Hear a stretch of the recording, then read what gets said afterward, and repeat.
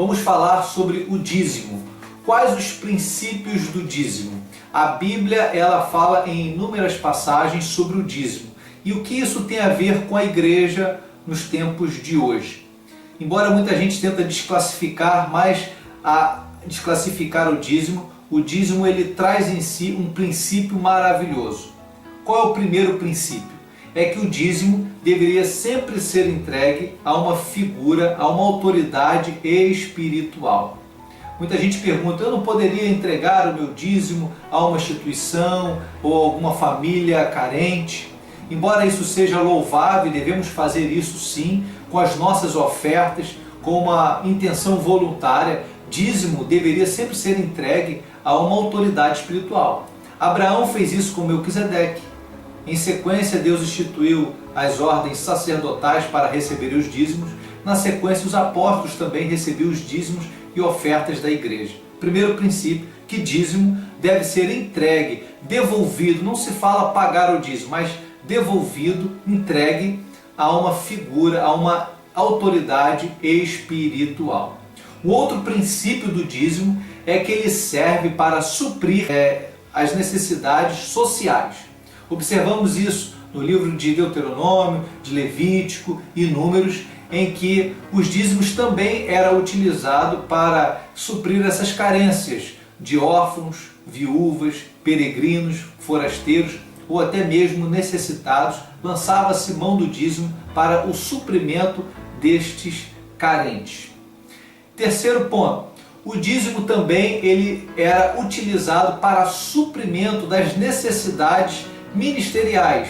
Todos aqueles que serviam ao altar, serviam ao templo, deveriam também ser sustentados pelos dízimos e as ofertas. Só de trabalhadores, só de levitas, eram mais de 20 mil homens a serviço em tempo integral do templo, deveriam ser sustentados. E qual era a fonte de renda desses homens? Dízimos. E Paulo, interessante, defendendo aqui o salário ministerial, o suprimento ministerial, ele faz alusão a isto em 1 Coríntios capítulo 9. Observe o que Paulo fala a esse respeito. Certamente vocês sabem que os que trabalham no templo, é do templo que recebem os seus alimentos. Está falando da classe sacerdotal e dos levitas. Diz assim, e sabem também que os que oferecem sacrifícios no altar recebem uma parte da carne dos animais que são sacrificados ali. Ele está falando que a manutenção do templo, a manutenção ministerial dos trabalhadores era oriunda desses dízimos recebidos, da carne trazida, dos sacrifícios trazidos até o altar do Senhor, e eles deveriam fazer uso desses recursos. Agora olha o paralelo que ele traz para os ministros da igreja. No versículo 14, assim o Senhor mandou também que aqueles que anunciam o Evangelho vivam do trabalho de anunciar o Evangelho. Paulo vai dizer em 2 Coríntios que nós que semeamos o que é espiritual, será muito colher de vós o que é material. Então observa que o dízimo também tem esse princípio para a manutenção ministerial, envio de missionários, sustento de pastores em tempo integral, zeladoria da igreja, enfim, músicos que estão em tempo integral a serviço do louvor a Deus.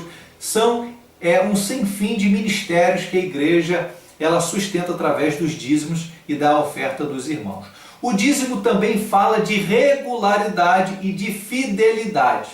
Diferente da oferta que você traz quanto quer e quando quer, o dízimo ele vai trazer sempre essa lembrança e essa regularidade, essa fidelidade, algo sempre para você sempre trazer ao Senhor. É exatamente por isso que os sacerdotes podiam calcular toda a despesa e que a manutenção do reino de Deus poderia se ter um parâmetro de gastos, porque havia uma regularidade.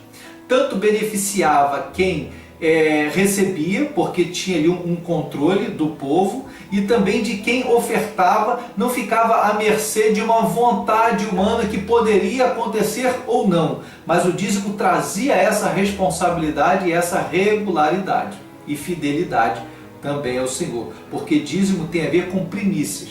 O que eu pago primeiro, minha conta de luz ou o dízimo? Claro que isso é uma questão de fé. mas de acordo com a palavra de Deus, aqueles que vivem por fé e não por vista, entendem que dízimo tem a ver com primícias. Era a primeira parte retirada para o Senhor. Dízimo também fala de proporcionalidade. Dentro de uma comunidade não há nada mais justo, mas que viva de uma forma com maior equidade do que o dízimo, por causa da proporcionalidade. Tanto o rico quanto o pobre, eles estão proporcionalmente trazendo ao Senhor a mesma quantia. O dízimo fala dessa proporcionalidade importantíssima. Também foi nesse caso aqui em que Ananias e Safira ele pecou. Porque embora ali o tratado, o consenso na igreja primitiva não fosse nem só o dízimo, mas o povo deveria trazer tudo e colocar aos pés dos apóstolos. Naquele momento a igreja estava vivendo uma perseguição religiosa ferrenha e havia muitos necessitados e carentes, pessoas sendo perseguidas e haviam deixado seu trabalho. Eles resolveram fazer toda essa entrega aos pés dos apóstolos. Ananias e Safira mentiram, trazendo parte da herdade. A mentira ali foi você não ser fiel, você não trazer a sua proporcionalidade, aquilo que havia sido acordado. Então, querido, pense nisso, né, que o dízimo fala dessa fidelidade, 10%, 10%, não 5%, não 6% e não de vez em quando. Dízimo, é um princípio importante para a gente ressaltar aqui nesse vídeo. Uma outra coisa para a gente fechar esse vídeo aqui, é que dízimo fala exatamente de reconhecimento. Ao contrário do soberbo e orgulhoso que diz, o meu dinheiro vem do meu trabalho, vem do meu esforço, vem da minha competência. O dizimista não, ele é alguém que traz parte de um todo, porque dízimo é parte de um todo. Ele diz que ele reconhece quando traz ao altar que Deus lhe deu saúde, Deus lhe deu competência, Deus lhe deu inteligência, Deus abriu-lhe as portas. Embora ele tenha semeado e tenha regado, é Deus quem deu o crescimento. É o que diz em Deuteronômio no capítulo 26, versículo 10, que diz o seguinte: e eis que agora eu trouxe as primícias do fruto da terra que tu, ó Senhor, me deste. E a única passagem em que Deus se permite ser desafiado de uma certa forma é na questão dos dízimos. Em Malaquias 3,10 diz assim, quando o profeta pergunta, Senhor, o povo te rouba em alguma coisa? Aí Deus responde, todavia vós me roubais. E o profeta segue perguntando, em que te roubamos? Deus responde, nos dízimos e nas ofertas. E ele segue, trazei todos os dízimos à minha casa, para que haja mantimento. Fazei prova de mim nisto. Provai-me nisto. Provai-me a mim nisto, se eu não vos abrir sobre vós as janelas do céu e não derramar sobre vós bênçãos sem medidas. Deus ele permite ser provado quando você é um dizimista fiel.